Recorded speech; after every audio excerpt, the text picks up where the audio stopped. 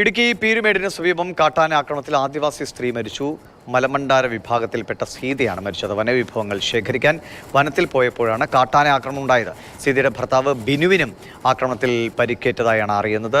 ഒരു പ്രതികരണം ലഭ്യമാണ്. അതിലേക്ക് കാട്ടുപത്രിക എടുക്കാൻ വേണ്ടിയാണ് പോയത്. രാവിലെ രാവിലെ മഴയാണ്, ഞങ്ങൾ പോയി.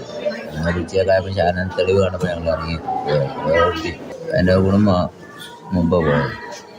അന്ന് മുമ്പ് ഇറങ്ങി ചെന്നപ്പം പടപ്പിൻ്റെ അടിയിൽ നിന്ന് ആനയാടി തട്ടി എറിയുക.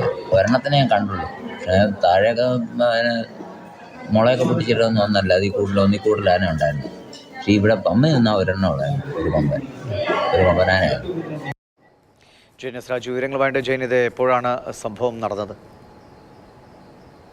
ഉച്ചയ്ക്ക് ശേഷമാണ് ഈ സംഭവം നടന്നത്. രാവിലെ മഴയായതുകൊണ്ട് ബിനുവും ഭാര്യ സീതയും രാവിലെ വനവിഭവങ്ങൾ ശേഖരിക്കാൻ പോയില്ല. ഉച്ചയ്ക്ക് ശേഷം മഴ അല്പം തോർന്നപ്പോഴാണ് ഇവർ കാട്ടിൽ വനവിഭവങ്ങൾ കാട്ടുപത്രി ശേഖരിക്കാനായി പോയത്. ഈ സമയത്ത് സീതയാണ് മുന്നിൽ പോയത്.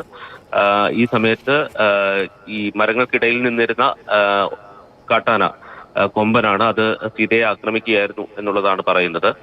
ഈ സമയത്ത് ബിനു ഇവരെ രക്ഷിക്കാൻ ശ്രമം നടത്തിയിരുന്നു, പക്ഷേ അത് പരാജയപ്പെട്ടു. പരിക്കേറ്റ ഇവരെ വനം വകുപ്പ് ഉദ്യോഗസ്ഥരെത്തിയാണ് ആശുപത്രിയിൽ എത്തിച്ചത്. ആശുപത്രിയിൽ എത്തിക്കുന്നത് വരെ ജീവനുണ്ടായിരുന്നു എന്നുള്ളതാണ് ഭർത്താവ് തന്നെ പറയുന്നത്. പക്ഷേ ആശുപത്രിയിൽ എത്തിച്ചതിന് പിന്നാലെ അവരുടെ ജീവൻ നഷ്ടമാവുകയായിരുന്നു. മലബണ്ടാര വിഭാഗത്തിൽപ്പെട്ട ആളുകളാണ്. സാധാരണ ഇവർ ഈ വനത്തിനുള്ളിൽ ഒരു നാടോടി ജീവിതമാണ് നയിക്കുന്നത്. പക്ഷേ 2018 പ്രളയത്തിന് ശേഷമാണ് ഈ പീരുമേട്ടിലെ പ്ലാക്കത്തടുത്ത് അവർ സ്ഥിരതാമസമാക്കിയത്.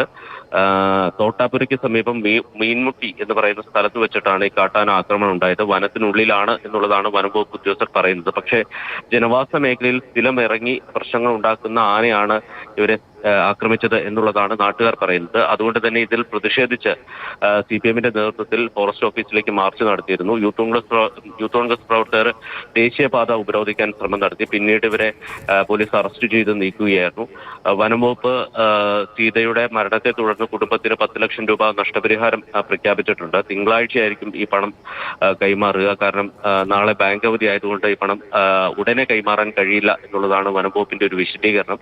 തിങ്കളാഴ്ച ഈ പണം കൈമാറും എന്നവർ അറിയിച്ചിട്ടുണ്ട്. ഇന്ന് പീരുമേട്ടിൽ ഉണ്ടാകുന്ന രണ്ടാമത്തെ കാട്ടാന ആക്രമണമാണ് ഈ സംഭവം. രാവിലെ ബദൽ പ്ലാന്റേഷന്റെ വണ്ടിപ്പെരിയാറിലുള്ള ബദൽ പ്ലാന്റേഷന്റെ മൗണ്ട് എസ്റ്റേറ്റിൽ തൊഴിലാളികൾക്ക് നേരെ കാട്ടാന ആക്രമണം ഉണ്ടായിരുന്നു. ആ ആക്രമണത്തിൽ അന്തോണിസ്വാമി എന്ന് പറയുന്ന ഒരു തൊഴിലാളിക്ക് ഗുരുതരമായി പരിക്കേറ്റിട്ടുണ്ട്. അദ്ദേഹത്തെ കോട്ടയം മെഡിക്കൽ കോളേജിലേക്ക് കൊണ്ടുപോയിരിക്കുകയാണ്. അവിടെ ഇപ്പോൾ ചികിത്സയിൽ കഴിയുകയാണ്.